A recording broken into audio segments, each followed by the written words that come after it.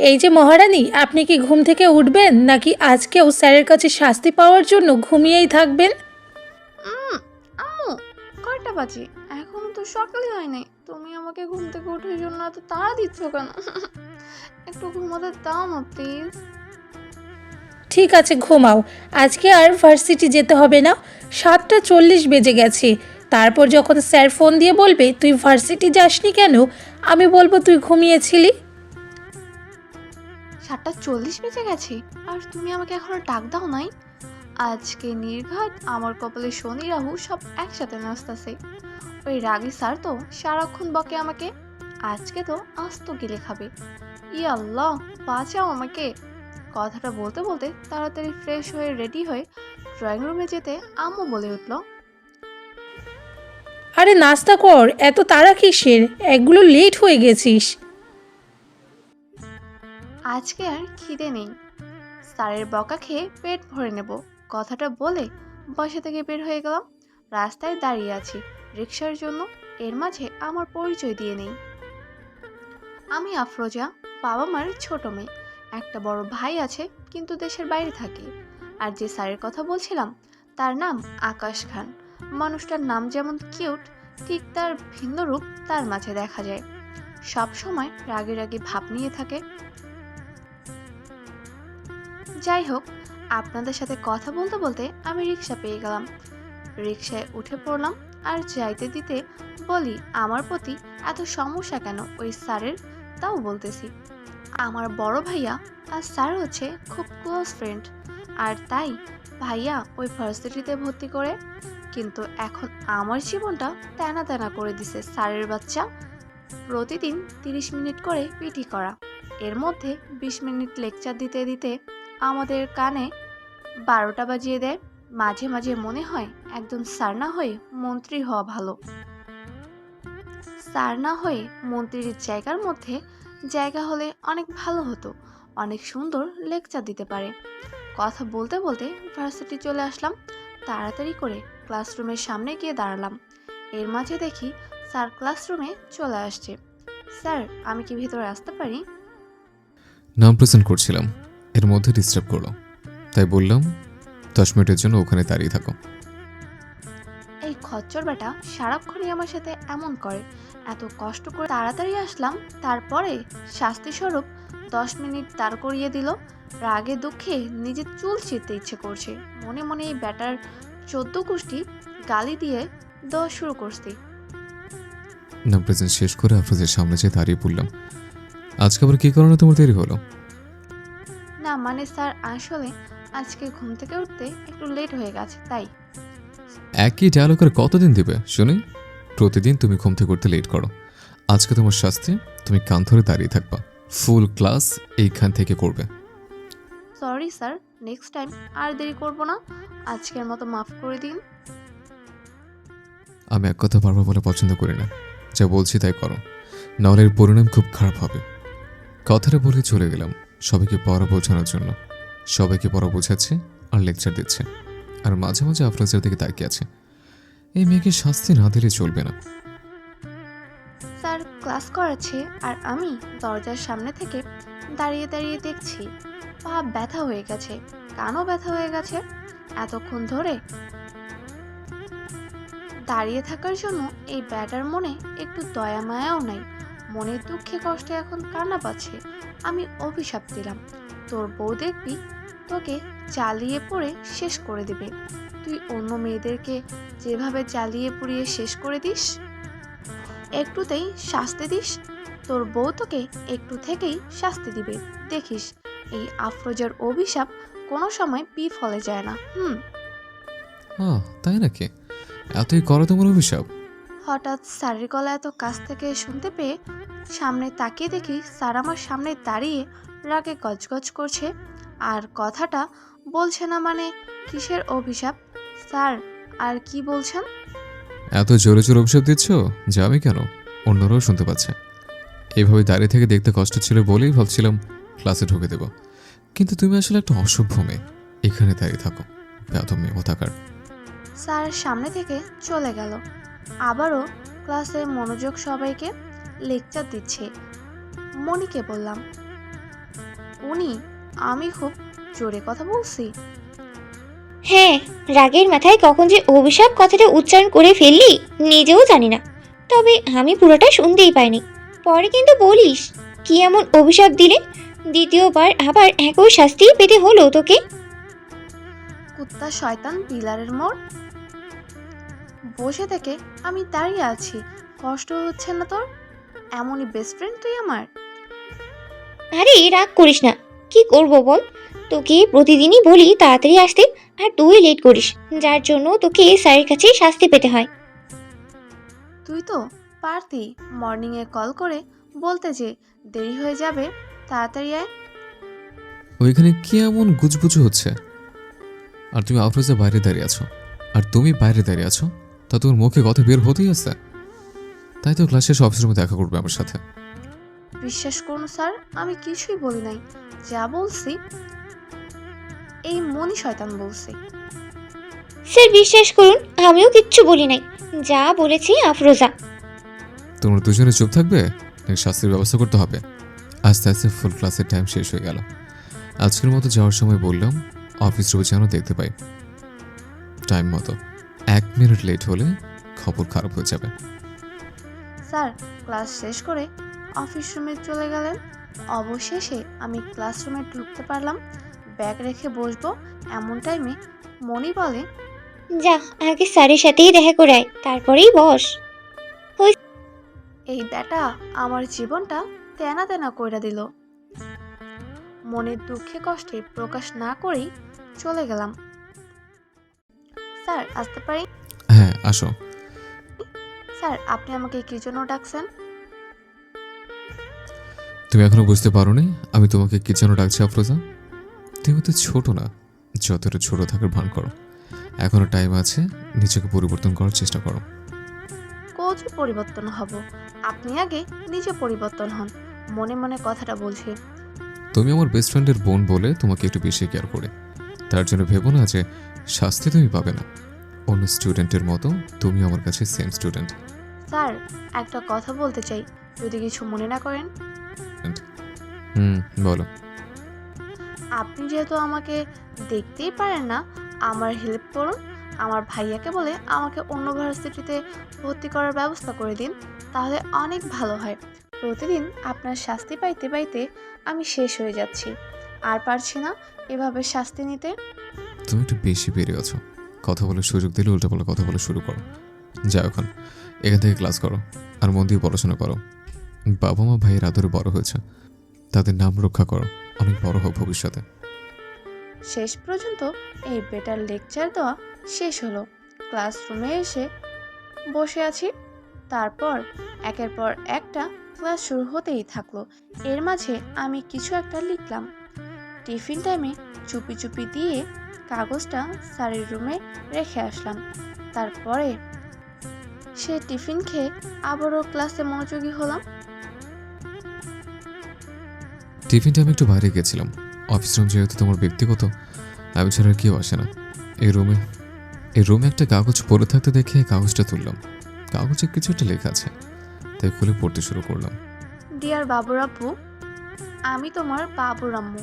অনেক কষ্ট পেয়েছি তোমার কাছ থেকে। সবসময় দূরে দূরে থাকো কেন? একটু তো ভালোবাসতে পারো বাবুর আম্মুকে। কিন্তু তোমাকে অনেক ভালোবাসি। প্রথম দিন তোমাকে দেখে ক্রাশ খেয়েছিলাম, আস্তে আস্তে ভালোবাসতে শুরু করছি। এই বাবুর আব্বু, আমাকে ছাড়া অন্য কারো দিকে নজর দিলে কিন্তু তোমার কপালে শনি ধরিয়ে দেব। আমি তোমার আদরের মিষ্টি বাবুর আম্মু। পরে আমি নিজেও অবাক হয়ে গেছে, আমার রুমে কে আবার এমনভাবে দিল? কারাতে সাহস, দেখতে হবে বিষয়টা। অবশেষে সব ক্লাস শেষ করে ভার্সিটি ছুটি হয়ে গেল আজকের মতো। রিক্সার জন্য অপেক্ষা করছি রাস্তায়। বাড়ি থেকে গাড়ি নিয়ে আসি না, রিক্সাতেই ভালো লাগে বেশি, তাই আর গাড়ি আনি না। অপেক্ষা করছি, এমন সময় একটা ছেলেকে বলল, আমি তোমাকে ভালোবাসি। ছেলেটার কথা শুনে অবাক হলাম, কিন্তু কোনো উত্তর দিলাম না। কি হলো, কোনো উত্তর দিচ্ছ না কেন? আমি আপনাকে ভালোবাসি না। তো আপনি আসতে পারেন। এই হৃদয় একবার যে মেয়ের দিকে তাকায় ওই মেয়ে এই হৃদয়েরই হয়। আর একবার উল্টাপাল্টা কথা বললে ঠাস করে চড় মেরে দেব কিন্তু বলছি। তোমার মতো সুন্দরীর হাতে চর খেতেও রাজি আমি। কথাটা বলে মেয়েটার হাত ধরলাম। তুই এভাবেই সোজা হবি না। কথা বলে হাত ছাড়িয়ে ঠাস করে একটা চড় মেরে দিলাম। তোর মতো সামান্য মেয়ের এত বড় সাহস, তুই এই হৃদয়ের গায়ে হাত তুলিস? তোকে তো আজকে আমি দেখে নিব। আমার হাত থেকে তোকে কে বাঁচায় সেটাই দেখবো আমি। কথাটা বলে মেয়েটাকে যখনই জোর করে নিয়ে যেতে ধরবো, এই শয়তান ছেলে, ছাড় আমাকে বলছি, ছাড় বলছি। ভার্সিটির কাজকর্ম শেষ করে যখনই বেরোবো রাস্তার সামনে অনেক লোকের ভিড় দেখে ওখানে যেতে ইচ্ছে হলো। তাই গেলাম, চেয়ে দেখি একটা মেয়ের হাত ধরে একটা ছেলে জোর করে নিয়ে যাচ্ছে। তাই সামনে যে ছেলেটার কলার ধরে বললাম, কি রে তুই রাস্তা মেয়েটার হাত ধরে জোর করে নিয়ে যাচ্ছিস কেন? আমি যেই হই না কেন, তোর কি? অন্যদিকে মুখ ঘুরিয়ে কথাটা বললাম। স্যার আমাকে বাঁচান প্লিজ। স্যার পরে বলছি। কেন? আগে আমাকে বাঁচান তারপর। তোদের পীড়িতের আলাপ শেষ হলে এবার চল। আর শোন, তোর সাথে আমার কোনো শত্রুতা নেই। শুধুমাত্র এই মেয়েটার জন্য আমার কাছে মার খেতে আসিস না। কে কাকে মারে তা পরে দেখা যাবে। আগে মেয়েটা হাত ছাড় আর আমার সাথে লড়। যদি পারিস, সাহস থাকে যদি পারিস। দুজন এত বড় কথা? তোকে মেরে আমি এই মেয়েটাকে নিয়ে যাব। কথাটা বলে ছেলেটার উপর ঝাঁপিয়ে বললাম। দুইজনের মধ্যে তোলম মারামারি চলতেছে।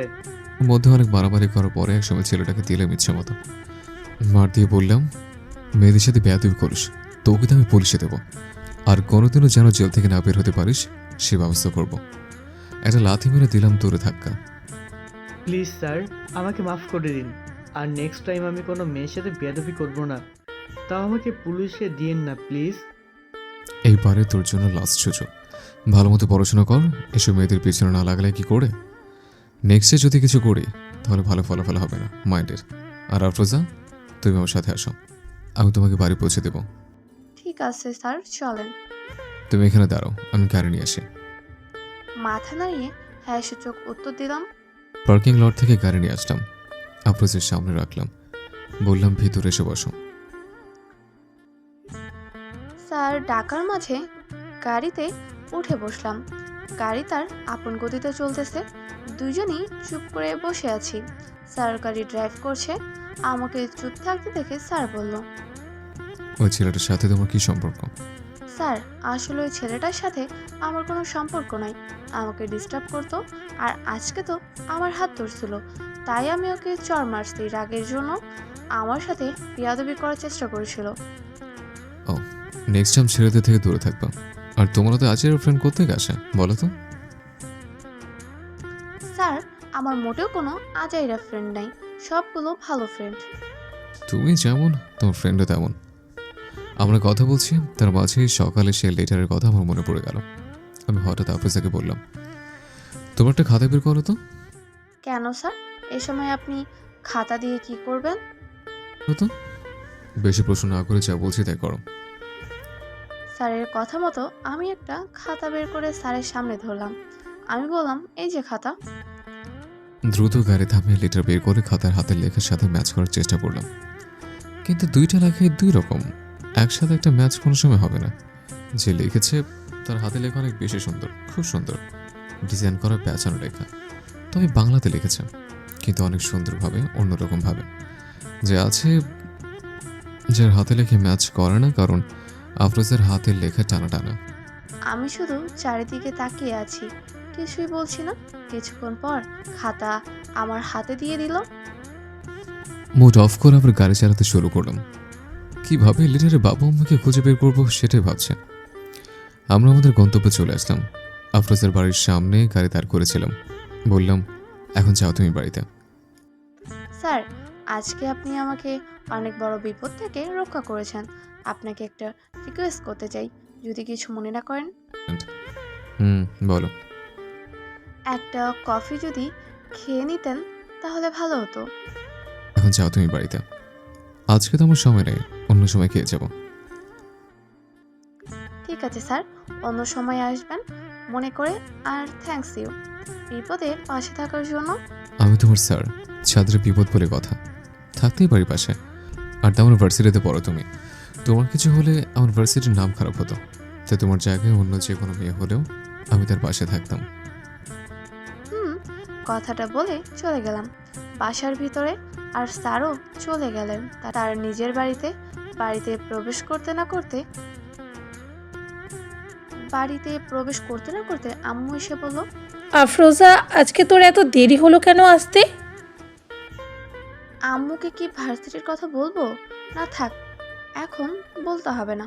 বললে এমনিই চিন্তা করে আমাকে নিয়ে আরো বেশি করবে, দরকার নেই। তাই আম্মুকে বললাম সেটা ক্লাস ছিল, তাই দেরি হলো। ঠিক আছে, যা ফ্রেশ হয়ে আয়, খাবার দিচ্ছি টেবিলে। বলে চলে গেলাম রুমে ফ্রেশ হতে। অন্যদিকে বাড়িতে এসে ফ্রেশ হয়ে শুয়ে পড়লাম আর লেটারটা রাখলাম টেবিলের উপরে। চোখ বন্ধ করে ভাবছি, কে বাবুর আম্মু? আড়াল থেকে আমাকে লেটার দেয়, অথচ সামনে আসে না। ভাইয়ার রুমে এসে দেখি ভাইয়া শুয়ে আছে, টেবিলের উপর একটা কাগজ রাখা। তাই হাতে নিয়ে পড়তে শুরু করলাম, কিন্তু লেখাটা হাতে নেই তো আমার চোখ কপালে উঠে গেছে। শুধু একটা লেখা না, লাভ লেটার বলেই চলে। অনেক কিছু লিখেছি সুন্দরভাবে গুছিয়ে। শেষের কথাটা অনেক সুন্দর। বিয়ের পরে আমার কাছে আসতে দেব না, বাবুকেও ছুতে দেব না। বাবুর আম্মু অনেক রাগে আছে। ইতি, তোমার বাবুর আম্মু। কেউ এসছে বলে মনে হলো, তাই চোখ খুলে দেখি আমি সামনে দাঁড়িয়েছে আবির, আমার ছোট ভাই। আমাদের খান পরিবার সবাই কোনো না কোনো পেশা নিয়ে নিয়োজিত। আমার ছোট ভাই আবিও রাজনীতি নিয়ে নিয়োজিত। ও রাজনীতি পছন্দ করে, যদিও বা আমাদের পরিবার অনেক বেশি প্রভাবশালী, কিন্তু আমাদের দুই ভাইয়ের মধ্যে মিল আছে অনেক বেশি। আমি আবিরকে বললাম, তুই কী করছিস এভাবে দাঁড়িয়ে? ভাইয়া, তুমি যে তলে তলে এইভাবে টেম্পু চালাও সেটা তো আমি জানতাম না। তলে তলে তোমার মতো একটা রাগী মানুষ প্রেম করে, ভাববার বিষয়। মানে কি? মানে এই বাবুর আম্মুটা আবার কে শুনি, যে এত সুন্দর একটা লাভ লেটার লিখেছে? তুমি চাইলে কিন্তু আমি তোমাকে লাভ স্টোরি বিষয়ে সাহায্য করতে পারি। বাড়ির সবাইকে রাজি করতে পারি। শুধু যৌতুক হিসাবে তোমার শালিটাকে আমাকে দিও। ওরে ফাসিল, তোরা দেখাচ্ছি। লেটারটা জায়গা মতো রাখ আর আমার রুম থেকে বেরিয়ে যা। এখানে যা দেখছিস লেখা আছে, ওইটা যদি কারো কাছে ফাঁস করিস তাহলে তোকে মেরে তক্তা বানিয়ে দেবো, মনে থাকে যেন। আমি তো চিৎকার করে বলবো, আমার রাগী ভাইয়ার প্রেম করে, তাও একটা বাবুর আম্মু আছে। তবে রে, দাঁড়া দেখাচ্ছি মজা। ফ্রেশ হয়ে দুপুরের খাবার খেয়ে আপুর রুমের দিকে গেলাম। রুমে ঢুকে দেখি আপু মনমরা হয়ে বসে আছে। তাই আমি বললাম, কি হয়েছে আপু, এমন মনমরা কেন তোমার? কি আর হয় নাই তাই বল। মানে কি, ঠিক করে বলো। ওই রাজনীতিক আবির খান নাম করা ওর সাথে প্রেম করতে চাই, কিন্তু এটাকে কিভাবে পটাবো সেটাই বুঝতে পারছি না। আবিরকে ছাড়া আমি বাঁচবো না। নেকা নেকা কান্না করে বললাম। ও, এই বিষয়ে এতে এত টেনশনের আর কি আছে? আমার আপু তো দেখতে এমনি মাশাল্লাহ, যে কোনো ছেলের ক্রাশ। আর ওই আবির কেন একবার দেখলে প্রেমে পড়বে? তুই যতটা সহজ মনে করছিস বিষয়টা ততটা সহজ না। ওই বেটা তো কোনো মেয়েকে পাত্তাই দেয় না, তাহলে প্রেম হবে কি করে? সত্যি তো ভাবার বিষয়। কিছুক্ষণ চুপ থাকে, মাথায় একটা আইডিয়া আসলো। আপু, তোমার আইডিটা আমি চালাই কয়েকদিনের জন্য। কেন? আমি তোমার জন্য আবিরকে পটিয়ে দেব। এই কয়দিন তুমি আমার আইডি চালাও। সত্যি তুই আবিরকে পটাতে পারবি? পারবো। আমরা দুই বোনই আইডি এক্সচেঞ্জ করে নিলাম। আমার আইডি আপুর কাছে আর আপুর আইডি আমার কাছে। তারপর আমি আবার আমার নিজের রুমে চলে গেলাম। আবির খানের সাথে অ্যাড আছে, তাই ফার্স্টে আবির খানের পোস্টগুলো দেখেছি। কেমন মানুষ তার পোস্ট দেখলে বোঝা যাবে। কিছু তো এসব নিয়ে ঘাটাঘাটি করতে করতে কখন যে ঘুমিয়ে গেছি মনে নেই। মর্নিংয়ে উঠে শেষে ভার্সিটির জন্য রেডি হয়ে নিলাম। তারপর রিক্সা করে বের হয়ে গেলাম ভার্সিটির জন্য। যদিও বা আজকে লেট হয়নি, ঠিক টাইম মতোই ক্লাসে পৌঁছালাম। ভার্সিটি এসে অফিস রুমে ঢুকলাম, দেখলাম আজকে টেবিলের উপর একটা খাম রাখা। দেখে আর বুঝতে বাকি নেই এটার ভেতরটা লেটার আছে, ঠিক যেমন আগেরটা ছিল তেমনি একটা কাগজ। যখন লেটারটা খুলতে যাব তখন একজন টিচার এসে বলল, স্যার একটু তাড়াতাড়ি আসুন, পিটি করাতে হবে। তারপর তারপর টিচার কমিটির মিটিং আছে। যেহেতু আপনি এই ভার্সিটির প্রিন্সিপাল, হেড প্রিন্সিপাল, তাই আজকে আপনার অনেক বেশি কাজ আছে। আপনি যান, আমি এখন আসছি, লেটারটা পরে দেখব। লেটারটা টেবিলের ড্রয়ারে রেখে বের হয়ে গেলাম। মাঠে যেয়ে দেখলাম সব ছাত্র ঠিকভাবে দাঁড় করানো আছে। পিটি করালাম, তারপর লেকচার দিলাম। পাক্কা 1 ঘন্টা ধরে দাঁড়িয়ে আছে মাঠে। আমাদের ভার্সিটিতে প্রধান নিয়ম প্রতিদিন মর্নিংয়ে 30 মিনিট পিটি করানো, তারপর 30 মিনিট আমাদের ভার্সিটিতে প্রধান নিয়ম প্রতিদিন 30 মিনিট পিটি করানো, তারপর 30 মিনিট আমাদের আকাশ স্যার মানে প্রিন্সিপাল বক্তব্য শুনতে হবে। তাও আবার রোদের মাঝে দাঁড়িয়ে থাকতে হয়। মনে মনে 14.5 গোষ্ঠী 101টা বকা দিয়ে থাকি। আগেই বলি আমি একা শুধু বকা দিই না, সবাই বকা দেয়, তবে কেউ প্রকাশ করে না, কিন্তু আমি প্রকাশ করে দিলাম। কেউ কি এমন করে প্রতিদিন 1 ঘন্টা করে পিটি করানোর কোনো নিয়ম আছে? তারপর ভার্সিটিতে এখনো কি আমরা ছোট আছি? এই বজ্জাত প্যাটা বোঝে না কেন? হয়েছে থাম। আর প্রিন্সিপাল স্যারকে এইভাবে বকিস না, বেচারার গলায় উঠে যাবে। আমি তো স্যারকে মনে মনে বকছি, তুই শুনলি কি করে? যার মতো মুখ করে থাকার কারণে বুঝতে পারছি, বুঝলি? আর এমনিতেই তুই আমার বেস্ট ফ্রেন্ড, তোর নারী নক্ষত্র সব আমার বোঝা হয়ে গেছে। এই না হলে আমার বেস্টু, আয় তোকে একটা চুমু দিই। অনেকক্ষণ বক্তব্য দেওয়ার পরে লাস্ট একটা কথাই বললাম, এবছর আমাদের ভার্সিটিতে একটা গানের প্রোগ্রাম আছে, তাই আমাদের ভার্সিটি থেকে চাইলে যে কেউ অংশগ্রহণ করতে পারে। আর বাইরে থেকে সিঙ্গার আনা হবে। তাছাড়া তোমরা যারা যারা গাইতে পারো তারা অবশ্যই অংশগ্রহণ করবে। আমাদের ভার্সিটির নাম আর উজ্জ্বল করার জন্য এখন তোমরা যার যার মতো ক্লাসরুমে যাও। অবশেষে এই প্রিন্সিপাল স্যারের বক্তব্য দেওয়া শেষ হলো। আমরা যে যার মতো ক্লাসরুমে চলে গেলাম।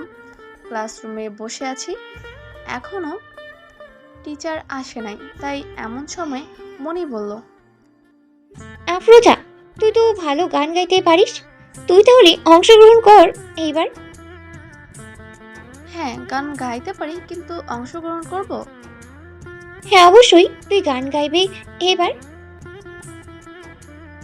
আমরা কথা বলছি, এর মাঝে স্যার চলে আসলো আর আমরা সবাই ক্লাসে মনোযোগী দিলাম। যে যার মতো ফার্স্ট এই আকাশ স্যারের ম্যাথ ক্লাস। স্যার বোর্ডে অঙ্ক কষছে আর আমরা খাতায় তুলতেছি, আর মাঝে মাঝে স্যার বুঝিয়ে দিয়েছে অঙ্কগুলো। ভালো মতো অঙ্ক করতে করতে এর মাঝে আমাদের ম্যাডাম আছে, গানের টিচার। স্যার আমি কি আসতে পারি? হ্যাঁ আসেন। আসলে স্যার আমাদের এই ইয়ারের স্টুডেন্টদের মধ্যে অনেকেই ভালো গান গাইতে পারে, তাদের নামগুলো লিখতে চাই। হ্যাঁ জি ম্যাম, আপনি লিখুন। অনেকের নাম লিখলাম, আফরোজাকে বললাম তুমিও তো গান গাইতে পারো, তো তুমি কি অংশগ্রহণ করবে? না ম্যাম, আমি অংশগ্রহণ করতে চাই না। আফরোজা, তুই তো ভালোই গান গাস, তাহলে অংশগ্রহণ করবি না কেন?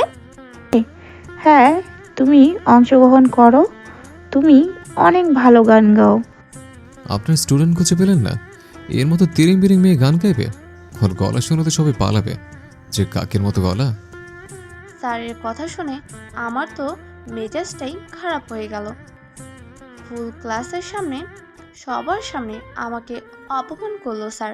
আমি কিছুই বললাম না, শুধু চুপ করে শুনলাম। আমি ম্যাডামকে বললাম আমিও গান গাইবো এবার।